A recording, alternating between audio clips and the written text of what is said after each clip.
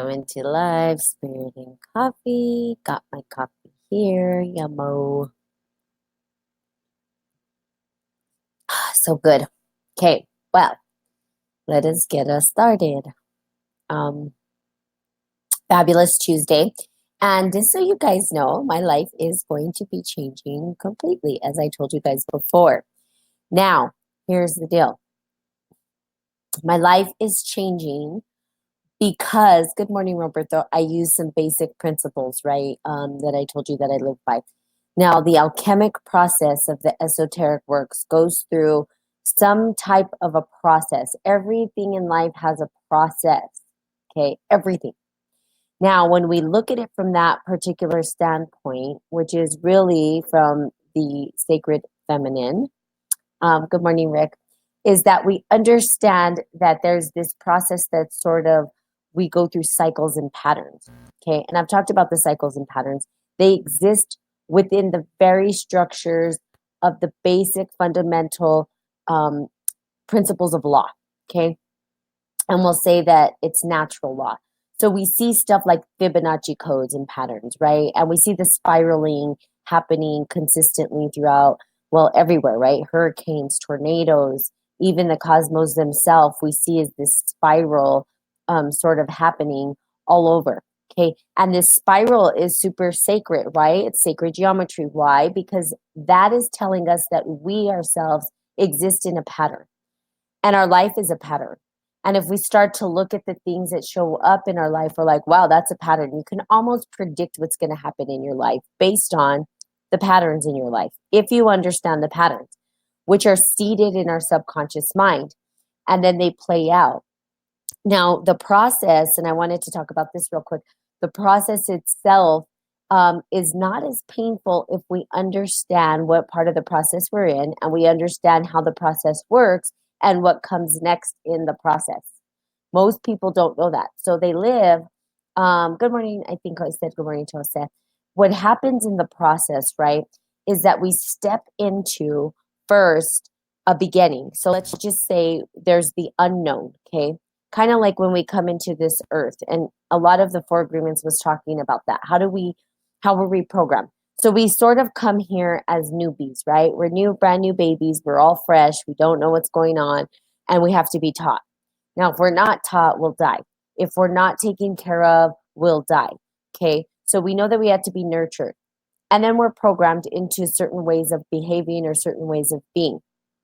Now, the first thing that we understand is that we can co-create or we can create something. When we start to create things, things start to set the foundation for our life, right? So we're setting foundations, and maybe as kids, we're setting our foundation for, I don't know, we're going to go to school, and so we have to get organized, and we're setting a foundation so we can be successful in class, and whatever it is, right?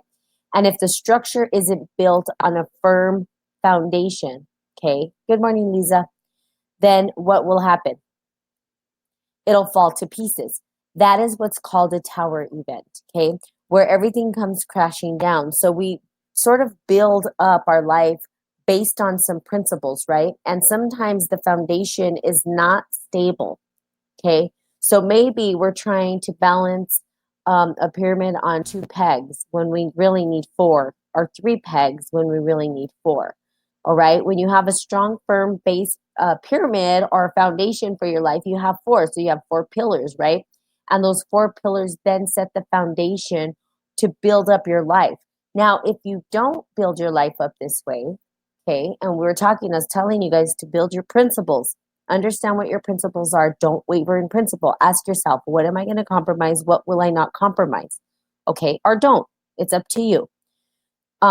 So when we build these foundations, sometimes we're only building with three legs or two legs rather than four. And so we build up, it's almost like Jenga, right? We keep building the blocks up until it collapses. Now, Jenga is a good, maybe visual to understand the alchemic process of what a tower event looks like. Tower event is really when everything in our life seems to be in chaos and falling apart to pieces. And we get really super frustrated or sad or depressed. And we think, oh God, this is the end. Life is over. Oh my God, I don't know what. For me, and the reason why people are like, wow, you can go through so much and still be well. How do you do it? It's because I understand that this too shall pass. We don't stay in tower events forever. Now, here's the deal. We can mentally stay there. So it's how do we get our mental capacity past these big burning towers, right? When we feel like we're in the dark night of the soul, when we feel like there's no hope, when we're at the bottom of the barrel, life is a tragedy and there's no other way out and all you see is darkness, right? You're asking yourself, well, how do I get past that? How do I bring myself out of the darkness? Well, one thing is the mental capacity that we have. Good morning, Jennifer. Oh, it's good to see you live. Um, the mental capacity that's attached to that. Okay. Because what happens is our mind gets attached to the tower event and doesn't allow us to move forward. And that's where we seed it in the subconscious mind. It's stuck there and we don't even realize it. So the first thing is the awareness of, oh yeah, I'm going through a tower event, but guess what? I don't need to stay there. So usually and typically when I'm working with clients, I say, okay, you're in your pity party. We all have them. Then I say, okay, tell me how long you need. How long do you need to be there? And this was a practice given to me by one of my coaches. How long do you need to be in that pity party? So do you need a day? Need 2 days? But how long are you going to stay there before you're ready to move forward? Now, the mental blockages that come up in our mind can keep us there for years and years and years and years. Rather than doing the self-reflection, looking at that and saying, okay, I'm ready to move past this. I'm ready to accept it for what it is, and I'm ready to build a new foundation. This is where that book, Who Moved My Cheese, is super critical to read. It's a very simple book. A kid could read it, okay? It's a tiny book, and perhaps we'll read it on here one day. But really, the whole premise of the book, or what it's trying to convey, is that we stay stuck in old patterns that don't serve us, rather than looking at new patterns that we can see that are going to serve us in our life, that are going to move us forward in our life. So I'm excited, and I'm giving you this backstory before I get into the book because there are some major changes happening in my life. I went through a huge tower event where I built up this foundation, and it probably would say that it was built on 3 things, okay, on 3 pillars rather than 4. So the foundation was a little wobbly once I got to the top, and then it collapsed. And I said, okay, maybe I wasn't firm enough in building the foundation for what I want to create. Rather than be sad, I recognize it for what it is and saying that this is not for me because the foundation itself wasn't 100% divine. It wasn't in my birthright. I was just doing things transactionally that were good for me, that what I thought I was good at. I mean, things that I was like, oh, I'm good at doing this, so that's what I'm going to do. So we sell out on ourselves consistently. We're constantly saying, oh, well, I'm good at this, so I guess I'll do that. But really, in our heart of hearts, it's not really what we truly want to do with our life. It's not truly what we're desired. There's something inside of us that says, nah, that's not quite it. That's not quite what the gifts I'm supposed to give back to this world. But I'm going to do it because it pays the bills. It keeps me fed. I'm afraid to walk off the ledge again. I'm afraid to devour everything. Now, I have purposefully devoured my life. Purposefully. Because 2 things can really happen here. When we are here on this planet to remember who we are, to remember we are God, to wake up and remember that we are participating and that we were created in the image of God. We are an extension of the one God, and that we are participating and co-creating with it. Now, everything that happens in our life is another opportunity for us to remember this, right? But most people will be forced into submission of that before they do it, rather than submitting to it without being forced. So here's what I mean, okay? And there's 2 ways that this usually plays out. I mean, I'm sure there's more, but just in general concept, there's 2 ways that this could be played out. One, okay, it's played out by us surrendering. noticing when we're unhappy. So, for instance, I was unhappy with my job at one point, and I kept talking about following your birthright. And then I had friends who said, well, you preach this, or you practicing this? I said, you're right. You're right. I felt like I was practicing, but I knew I wasn't 100% in integrity with what I was saying.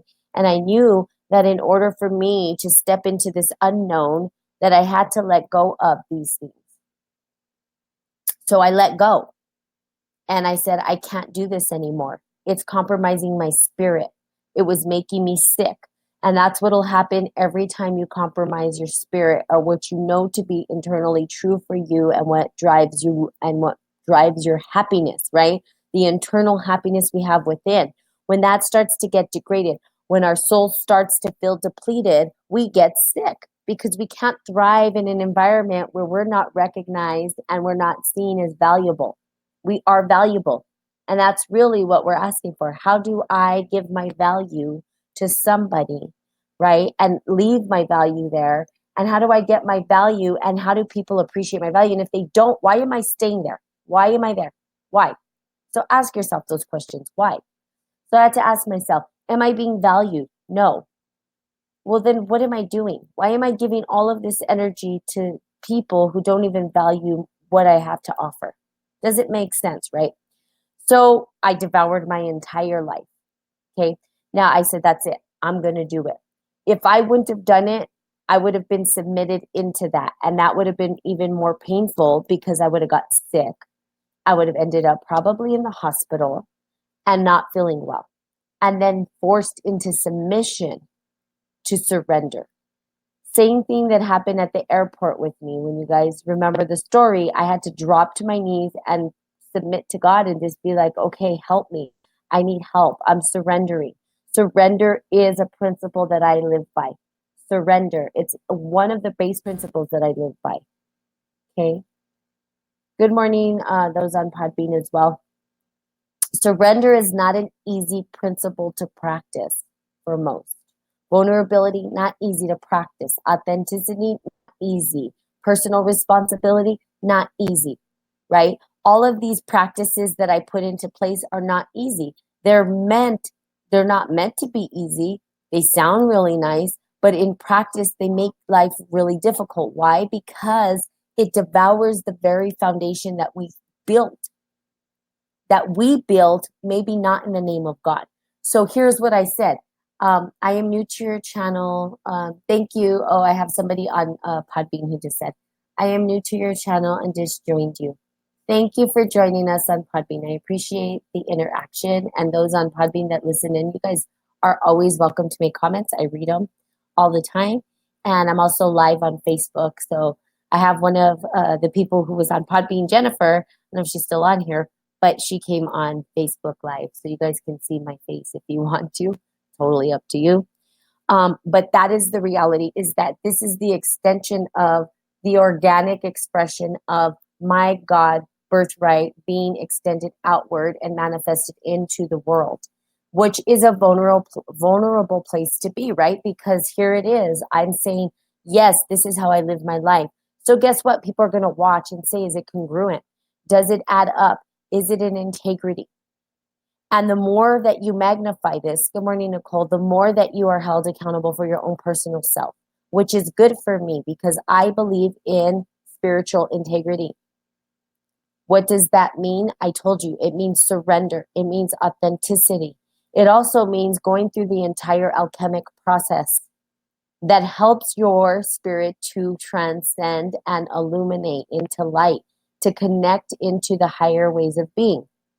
Now, it's really cool because I was watching, there's a great series on TV, if you guys haven't seen it. It's called The Pyramid Code. It is amazing. I love it. And I'm going to tell you why I love it. I watched one of I keep watching this one episode over and over because there's just so much in it that sounds like me speaking. And it's like, wow. So you know that you're not the only one speaking or thinking things, right? That if you're thinking something, you can guarantee somebody else is thinking the exact same thing. Well, that's how I feel about this episode. It just feels like it's me talking because it feels like my soul. It feels like this is, yes, I get it from this perspective. This is how I see the world. And there is a program out there that sees the world the same way.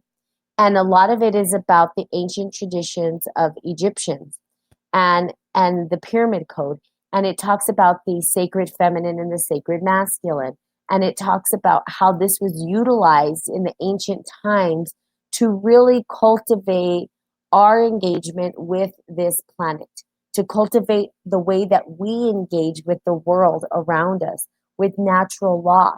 Good morning, Mark. And they explain how the patriarchal, matriarchal parts of our body, which is the sacred feminine and masculine, work within us internally. Now, I'm talking about internally. I'm not talking about gender, because we all hold the sacred feminine and masculine within us. It's learning how to balance those out. And that is the challenge we've been faced with forever. Well, since we went into the dark ages. Okay. I love it too, because it also talks about time and cosmology. And it talks about the different eras that we go through. Now, understanding time is something that I am currently looking into. What is time, and what is our relationship to time? From the patriarchal standpoint, it's linear.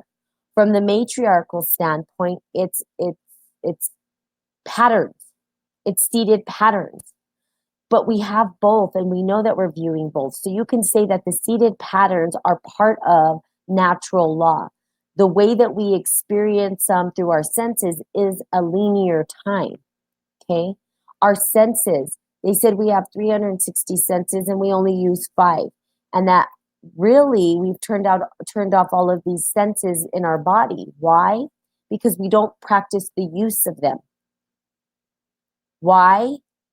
Because we have been forced into a patriarchal system. Now, is this right, wrong, good, or bad? No. It just is. It is. It is what it is, or it wouldn't be.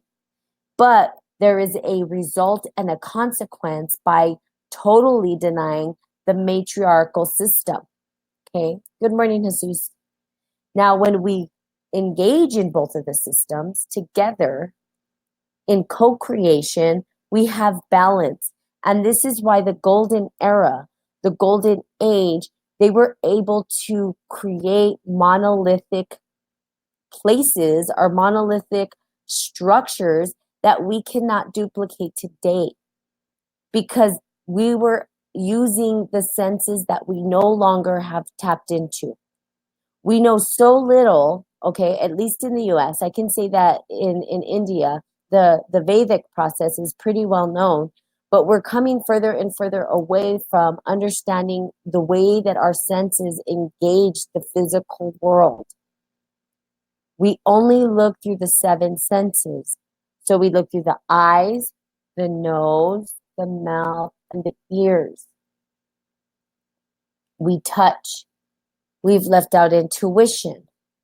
If I can't observe it, it must not be real. The reality is our eyes can only see so much. Okay? If I can't taste it, it must not have flavor. But how come our tongue is different than a dog's? Okay? If I can't hear it, but there's certain things that dogs can hear, or we can't hear underwater, or sonar, or think about all of the things that we ourselves don't even hear or can't hear. We have not practiced to use these muscles properly. And because of that, a lot of our senses have been minimized. Okay, so we have these beautiful senses within our body that have been turned off, but there's a way to turn them on. And there's practices that you can utilize to turn those on. And as we turn them on, we start to co-create with the world around us in our God birthright. Okay, now here's the deal. For me, my life is changing, and I'm going into this big, long explanation because I want you guys to understand that you too have the power within you to do the same thing. Now, when the tower event happened, when my life just went up into flames and chaos, there was a moment of, let me cry, let me feel sad about this. And then there was a moment of, okay, get over your shit and start to work forward. It's time to co-create and create something new. This is where faith comes in. This is where you're aligning your divine birthright and saying, okay, what is it that I truly desire? What is it that I do? So I pegged my life down. I started to journal, and this is a practice you guys can use or not. It's up to you. What are the main things that I do in my life? If I were to just have one day that was the same every day, what is it that I'm doing every single day? What do I do? Spirit and coffee is one. Okay. I've been doing that for almost 2 years. And by the way, I'm going to find out when the anniversary of Spirit and Coffee is. For those on Podbean, I've been doing a live Facebook for almost 2 years. And then I just got on Podbean about a week ago. So I've been doing this for quite some time, but I know that it's Spirit and Coffee is one thing, right? So I do Spirit and Coffee. Okay. And then I said, now what else do I do? We live each day fully. Yes, we would. Please tell me where you are. And I think your name is Chin. It says Chinan Manina. Sorry, I'm probably butchering that right now. I apologize. But please, on Podbean, tell me where you're from. That would be great to know. Because we all have different worldviews, and I like to hear different worldviews about different things. It's amazing, right? It's all interconnected in some way. So I said, one, that's what I do. Two, I like to work out. Three, I like to eat healthy. Four, I like to read. So how do I create a life based on just those four things? Simple. I don't need to overcomplicate it. It doesn't need to be extravagant. It just needs to align with my divine birthright. And I love giving back, right, to humanity in some way. How do I do this? Okay. So I started to think, well, I love working out. So good morning, come on. All right, I guess it's evening for you. You always tell me good morning, but I tell you good morning every night, and you tell me good morning every night, your night. So there you go. So how do I begin to build a life based on I'm in Pakistan, from Pakistan. Awesome. So I lived in India, which is, I know the whole Pakistanis, there's a lot of issues, right? But tell me what your, from Pakistan, tell me what your faith is, or what do you believe in? Are you Muslim? I would say probably Muslim. Yes, I am. Oh, okay. Awesome. Well, thank you for joining. I appreciate it. Any insight on your perspective would be great because we love listening. I love listening to other people's perspective on how they see the world around them. So, again, if you peg your life to the things that ignite your inner joy, ignite your inner happiness, ignite the inner parts of you that you know to be true for you, and that you peg it down, right? It's not here. I'm here not to do harm. I'm here to do good on this planet. So, what are the things that I enjoy doing that support others? And I said, oh, yeah, this is what I'd like to do. So, I have some really good news that's going to be coming up, and my life is going to be changing completely.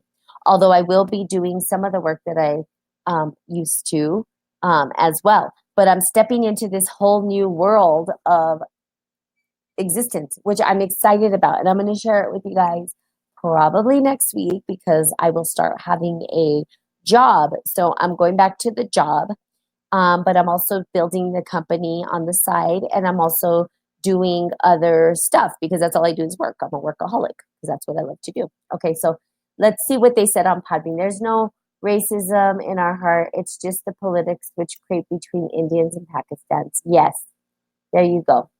The politics. And it's funny because let's talk about politics. We have politics everywhere, right? Right now, we're dealing with this impeachment thing with the president, right? Good morning, Jose. And I don't really like to get into politics because to me, politics is just a game that I don't play. I don't play in the game of politics. I play in the game of godliness. Whatever godliness looks like, that's the game I'm playing, which is typically not the game everybody plays. People want to play politics, right? Because that is what has been given to us. Now, I could be seen as defiant, and I realized there were three pharaohs back in the day who were overthrown and they wanted to get rid of because they were talking about bringing all of the principles back into natural law, and not just going from a patriarchal model, but reintroducing the matriarchy. And they didn't want that to happen because you can't buy salvation. So when you go back in history, start to look at, they were buying people off using salvation. So let's just go back to Egyptian times when they said that your entrance into heaven was based on the weight of your heart. If you lived a light heart, you would go into heaven. If not, maybe you'd come back to relive this life again until you got the message. If your heart was light as a feather, then you were awesome, right? You were ready to go. Now, they started to change this when the patriarchs started to come up, and they said, oh, you could buy your way into salvation with these little dolls that they created. And those dolls were payment for your entrance into heaven, which then became a monetary system. So now it's buy your way into heaven. Okay. And we see this all the time. Okay. It's like, for me, I'm not going to say, okay, you guys pay me for some salvation. You can pay me to coach you, but that's different because that takes some energy out of me. But to sit here and talk, if there is any monetary gain that comes out of this, it's because God says, here's some monetary gain to support you. Not because I'm saying you've got to pay me for your salvation. I'm going to teach you guys principles to guide you through what it would look like for you. Now, do I have salvation? No. But I can offer you an opportunity to learn to get there for yourself, because salvation lives within us, right? There's no payment for us. It's just us living by certain principles to support us through it.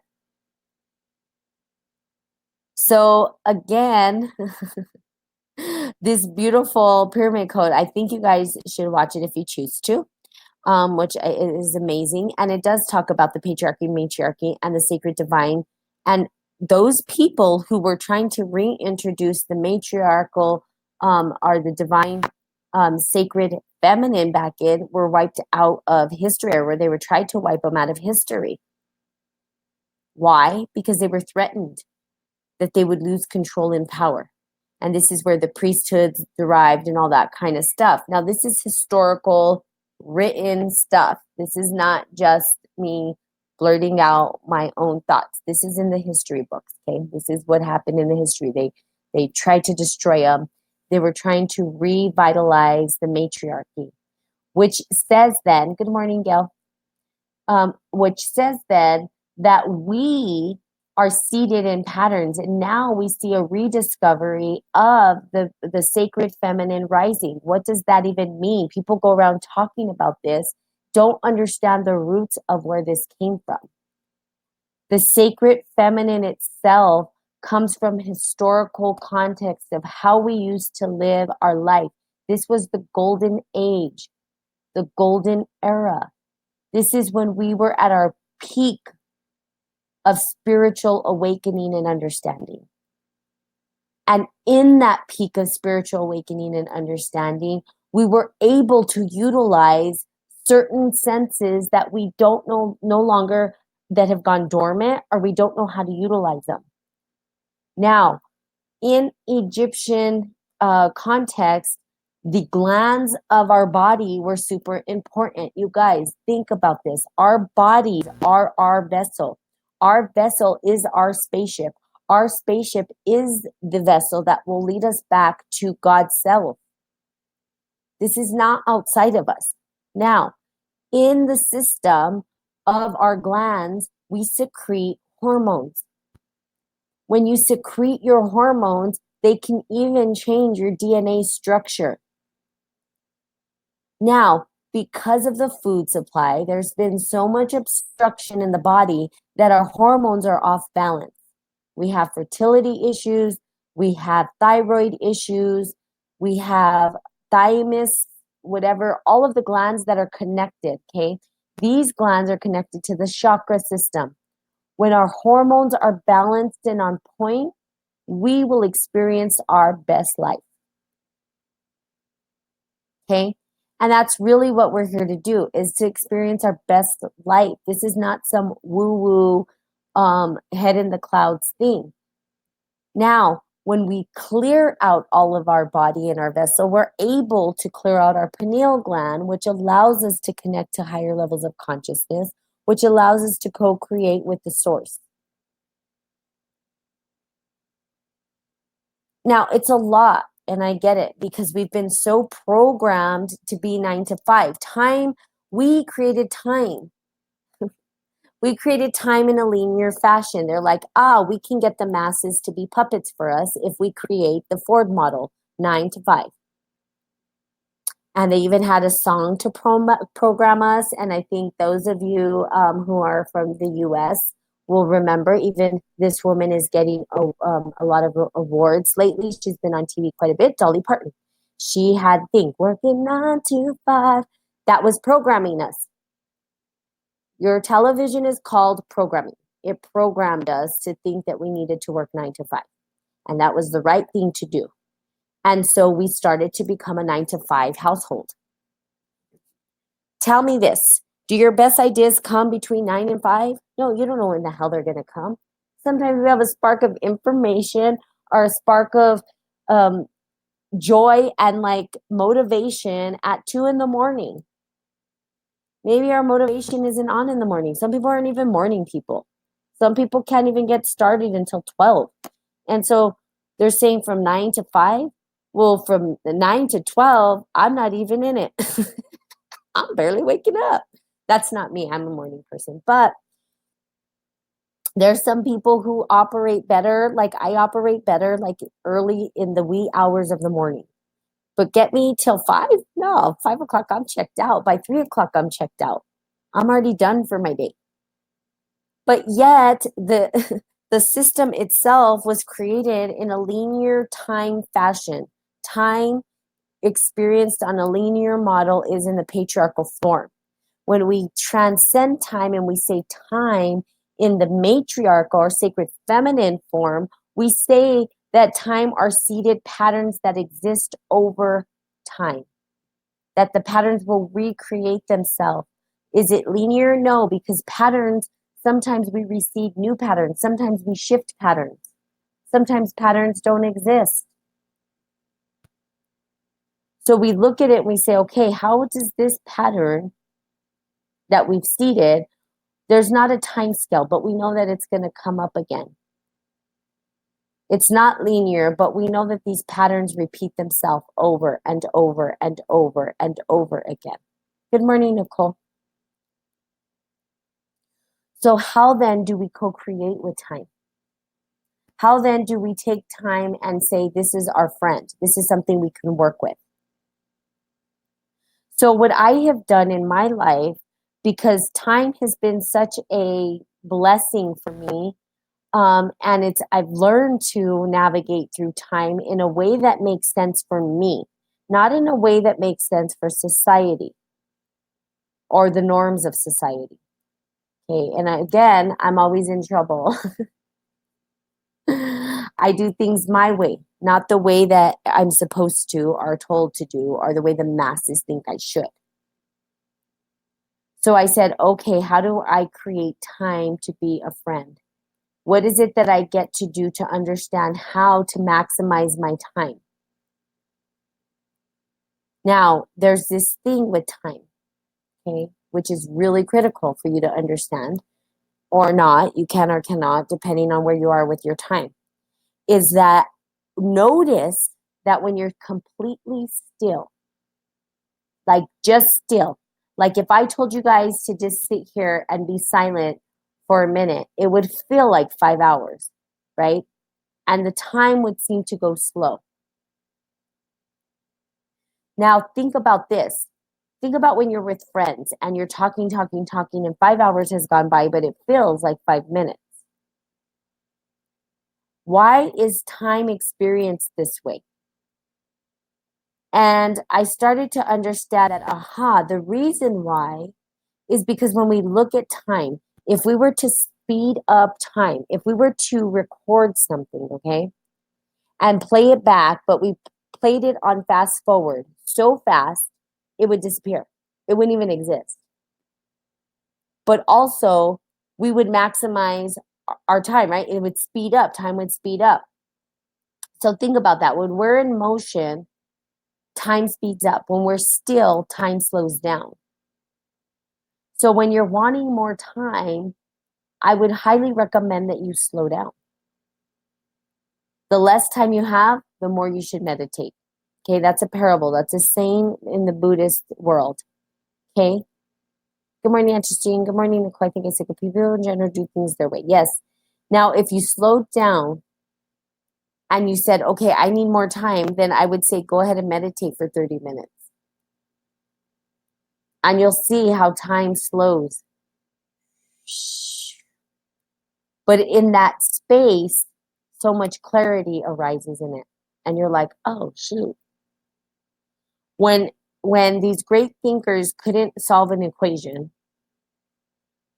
they didn't continue to try. They walked away and they gave themselves space. And out of that space, the answer came. Because there's so much noise going on and time speeds up, blah, blah, blah, blah, blah, blah, blah, blah, blah, blah, blah, that we can't get it. So open up your time. Okay, and there's ways to practice this. There's ways to practice this. Make your bed. That's what I tell people. Make your bed every day. That gives you time. I know people are like, what? And trust me, it does. Do your laundry. Those two things right there will give you all the time you need. Meditate for 30 minutes, okay? Okay, so let's see. On Podbean, we have somebody says, like you say, that we are a morning person. Everyone who has to do the morning jobs to earn the family already learned to teach themselves that they're morning because they don't have any options. That's correct, yes. People who programmed. So we have to be morning people, even if we're not, right? Like I have my niece and she's totally not a morning person, but guess what? She's going to school and guess what? Her classes are in the morning. You reference Buddhist parable. Do you have a good reference book to study more in depth?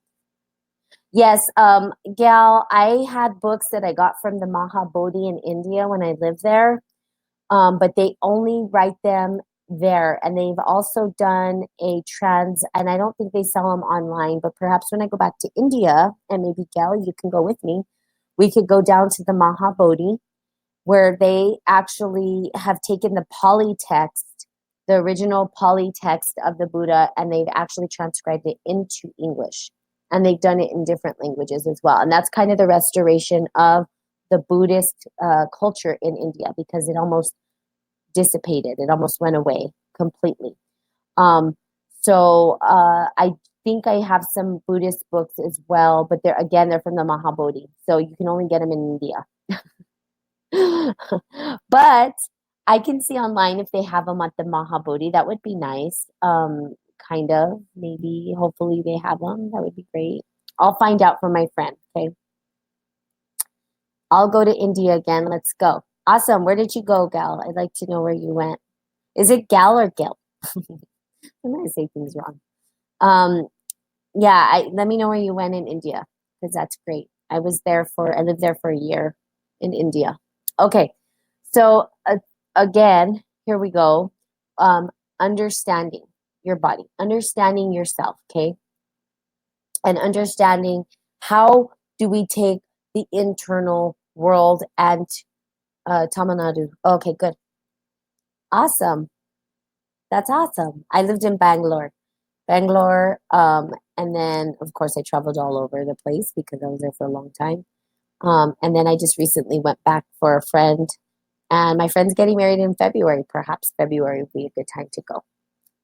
And anybody who's there on Podbean or Facebook Live that's in India, we could maybe meet up. Excuse me. Okay. So yes, I do have books and references, and I could probably, let's see. That would be good. Maybe we go to the Mahabodhi. That would be great. I love that place. You can go there and do meditation with them. You can chant with them. And then you can also, they have that bookstore. That's kind of how they make some of their money. Okay, so again, devouring your life, rebuilding your life, understanding the patterns, understanding how to utilize time, and to leverage time for our greater good is really the key. Now, how do we do that? Because again, it's all good in words, but in practice is not so easy. Practicing these things is the part that gets complicated and hard for people, because we speak about all these beautiful things that we want to do in life, all of these, oh, I'm going to love everybody and I'm going to walk in the field of flowers and I'm going to, okay, get your head out the clouds. Okay. First of all, I'm not saying it's not possible, but I'm just saying that the world doesn't operate this way right now, at this moment, at this present time. Okay. Now, maybe back in the day when things were balanced and we were in the golden ages and we had our lights on, then I'd say yes, it was like this. But now we're in an age where we're starting to re-recognize those principles of like, yes, it's possible. But right now, if we were to say that that's the way the world was, we'd be lying to ourselves, okay? And we'd be lying to people. There's a lot of chaos. There's a lot of destruction. There's been a lot of damage, a lot of hurt. There's been a lot of self-sabotage. There's been sabotage on others. There's just a lot of stuff going on, okay? Harm. There's been a lot of harm, okay, that has happened over the centuries. And that has caused a lot of trauma. But I think that what we're doing is waking up to the trauma and we're saying, okay, how do we untangle the mess of trauma that we've created?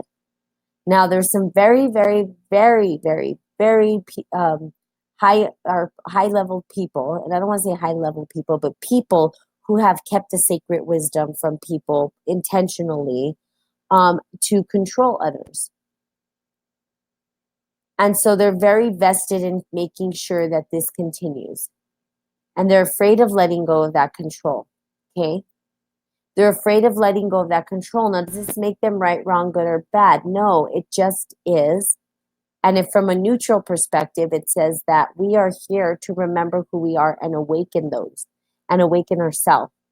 And so we give back to humanity in some way.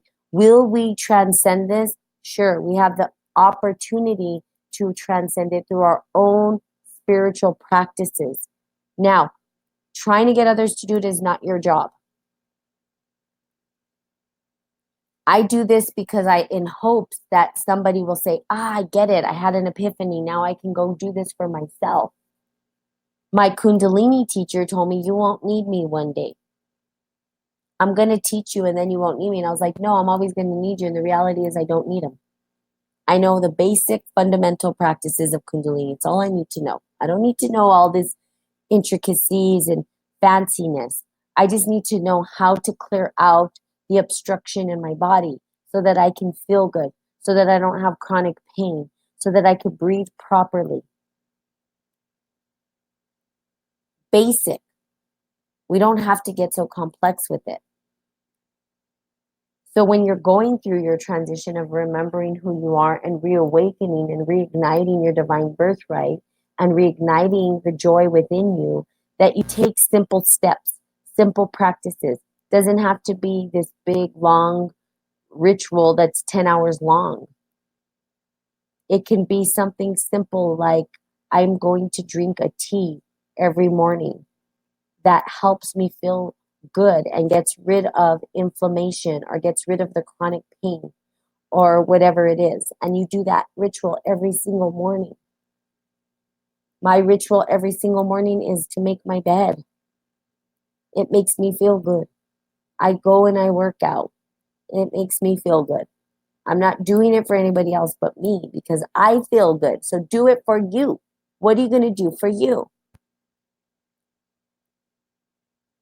Bring yourself back to center and ask yourself, what practices can I take on today that will support me in getting a little bit closer to my divine birthright, getting a little bit closer to walking my divine path? What is it for you? There's something there. Everybody has something.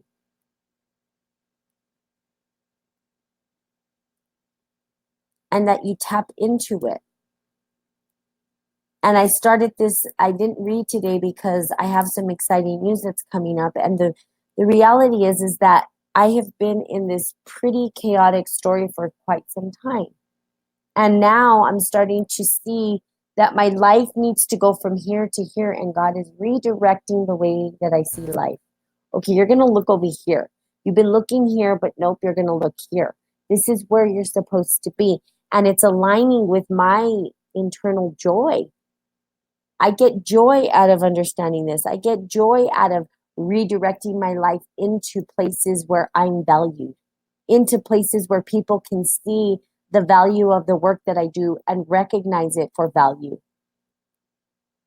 to magnify and to support my divine birthright so that I can leave a legacy of wisdom in this world. Because that is what I'm here to do, leave a legacy of wisdom.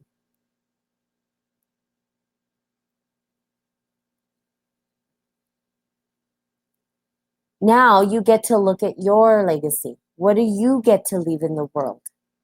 Is it the same thing? Are you leaving wisdom? Are you leaving love? Are you leaving joy? Are you leaving, I don't know. People think legacy means material. It's not material. In a sense, it is material because these videos will go on forever. And this podcast that's been recorded now will go on. And people can tap in even if I'm not here. It still exists. It still lives on. That's what I'm saying. What is it that you're going to leave to the world that is going to continue on? Not in tangibles, but in your spirit. Your spirit is here now. Leave some part of it behind so people can remember that. Getting the house clean early and cooking for my family makes me happy. Yeah, and I really enjoy doing that as well. Hello, those on Podbean. I see more people coming on. Thank you guys for joining on Podbean. And you guys are always welcome to leave comments. And I like to engage that way. I'll read your comments and give some kind of a feedback as well. And also have individuals who have decided to come on live Facebook to see my face as I talk. You guys can see me if you choose. And what is your legacy? What are you going to leave? What do you choose to leave behind? And I don't mean material. Okay, I'm not talking about, oh, I'm going to leave a house. Okay, good. That's good. It's not a bad thing. But what is it that you're going to leave? Your spirit. There's something deep, deep, deep, deep inside of you. Something that you know is there. You can feel it, right? You understand. People wouldn't be on this podcast if they didn't know that they had something internal inside them that was there, that was just there inside them. And they say, yes, I know there's something inside me that I get to leave this world. And you can dig deep. And I can tell you that if it doesn't bring you to tears when you start to ask yourself these questions, you haven't tapped in. Because it's almost like this yearning to give part of your soul and leave it behind for the world, for the betterment of the world, right? That's how I feel, okay? And I don't want to say that everybody's experience is the same. It may be different, but I can tell you there's this yearning that if I could just get people to understand that they matter, that they're enough, that they are loved, that God is with them, that God is always for them, that God is there just waiting to open arms and say, come to me. I'm here to support you. I'm here. And there's that thing inside me that says, I get to leave this to tell people, yes, it's there. Please, it's there. I promise you, it's not, I'm not special. I'm not special. We're all part of God. Everything is. Everybody gets to go to God, not just the chosen few. I'm sorry, that's not how it works. Like, oh yeah, just you people are okay. The other ones, nah, not so much. We don't like those ones. But that's God, because God created everything, every single dang thing in this world. Everything that was available to us was already here before we got here. It just was. We didn't create it. We co-created, we co-participated, we created chairs, right, out of wood, or we created metal chairs out of metal. But that metal we did not create. And that tree we did not create. The seed which was planted to create the tree, we did not. The soil that holds the seed, we did not create. That was here before us. It was here already. So, hello, we're all meant for God, not just chosen people. I'm not special. I'm not so important. I just believe and have faith, and I don't waver in my faith in God. And that's it. It's that simple. And it doesn't cost anything. Well, it could. It could cost you a lot of pain and suffering if you just surrendered and believed. So why don't people? I don't know. Like, that's their choice. It's up to them. I just don't get it because it's very simple. It's a simple thing, and it's faith, right? Good memory and good tradition. I said before, God is creator of all things. Yes, God is creator of all things. That's it. Simple. Why we got to be above God? We can't be above God. We are God. Hello. It's just so simple. So there's that thing inside of you, that God self. Now we have our unique fingerprint. Okay, we have that unique fingerprint that we get to leave in the world. And that's where you get to ask yourself, what is it that I get to leave behind? What fingerprint do I get to leave? Am I leaving the best part of myself behind? The part that I know that's internally there, and not giving a shit what people think about it. I don't care. I get on Podbean. I do this. I don't even know what I'm doing on Podbean. I just got on. I was like, ooh, this is another outlet. And I wanted to extend organically Spirit and Coffee. Got on Podbean. I don't know what I'm doing. I just got on. And there's listeners. And that's awesome. I got on Facebook Live. Why? Because God said do it. So I just did whatever God told me to do. And it's organic. It's not, I don't want anything from it other than what my greatest joy to be extended into the world, and that my legacy be left, which is a legacy of wisdom. And that's it. It's that simple. Now, what is your legacy? What is your fingerprint? What do you get to do? So go out in the world today. That is how I'm going to end this. Go out in the world today and ask yourself, what is the fingerprint I'm going to leave behind? What is my legacy? I get to leave a fingerprint. I matter. I'm enough. I'm God. We are all God. Everybody deserves to be God. Everybody is God. There's not special people. You are special because you are God, period. Then you're not above God because you are God. Hello. Okay, so go out there and do your best life, okay? Live your best life. I love that. Just live your best life. So I just want to say thank you to those who continually show up again and again. Each individual in this world have their own belief. That's correct. And the way we believe is fine. That's your belief system. What I'm saying is, are your beliefs serving you, and are they helping you live your best life?